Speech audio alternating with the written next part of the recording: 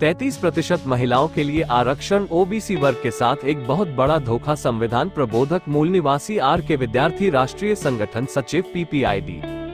कुल 543 लोकसभा सीटों में 77.5% लोकसभा सीटें अनरिजर्व हैं। उसमें से ओबीसी और मुस्लिम वर्ग तथा जाट, मराठा, गुर्जर, सिख पाटीदार के प्रभावशाली क्षेत्रों को, जहां से ओबीसी वर्ग के प्रत्याशी चुनाव जीतने की स्थिति में हैं, उन क्षेत्रों को 33% सवर्ण महिलाओं के लिए रिजर्व किया जाएगा, जिससे मूल निवासी ओबीसी तथा मुस्लिम, सिख, जाट, मराठा, गुर्जर, कायस्थ पाटीदार वर्ग का कोई भी प्रत्याशी लोकसभा विधानसभा में जीतकर नहीं पहुंचेगा।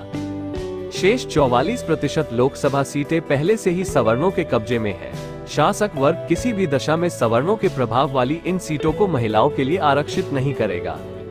33% सीटें जो ओबीसी के प्रभाव वाली हैं, वे सवर्ण महिलाओं के लिए आरक्षित हो जाएगी। इन आरक्षित सीटों पर संपूर्ण कला से परिपूर्ण, धन से संपन्न सवर्ण समाज की महिलाएं ही चुनाव जीतेगी। इस तरह से 77% सीटें एक तरह से सवर्णों के कब्जे में होगी। इस तरह आगे आने वाले चुनाव में ओबीसी, मुस्लिम, जाट, मराठा, गुर्जर, सिख लोकसभा और विधानसभाओं से बाहर हो जाएंगे। इस तरह सभी विधानसभाओं और लोकसभा में सवर्ण वर्चस्व कायम होगा।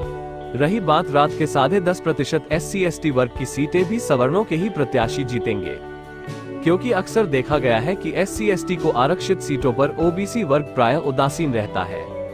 वो इन सीटों पर अपना तन मन धन नहीं लगता, आरक्षित सीटों पर अपना प्रत्याशी जिताने का प्रयास नहीं करता, जबकि इन्हीं आरक्षित सीटों पर सवर्ण समाज अपना तन मन धन लगाकर SC/ST वर्ग के अपने गुलामों को चुनाव जिता लेता है। यही कारण है कि आजादी से अब तक जो पार्टी SC/ST आरक्षित सीटों को ज्यादा जिता सकी, उसी पार्टी की सरकार बनी। वर्तमान समय में लोकसभा में कुल 131 SC/ST वर्ग के सांसदों में 77 सांसद SC/ST वर्ग के बीजेपी से हैं। इन्हीं सांसदों के बल पर बीजेपी की सरकार चल रही है, और यह सांसद इतने गुलाम हैं कि किसी भी प्रकार की संवैधानिक छेड़छाड़ या सामाजिक उत्पीड़न पर अपना मुंह तक नहीं खोलते। यहाँ पर यह अत्यंत दुखद और निंदनीय है कि ओबीसी, SC/ST, मुस्लिम, सिख, जाट, गुर्जर, कायस्थ पाटीदार वर्ग के सांसदों ने कांग्रेस और बीजेपी की स्वर्ण नेताओं की चालाकी को नहीं समझ सके।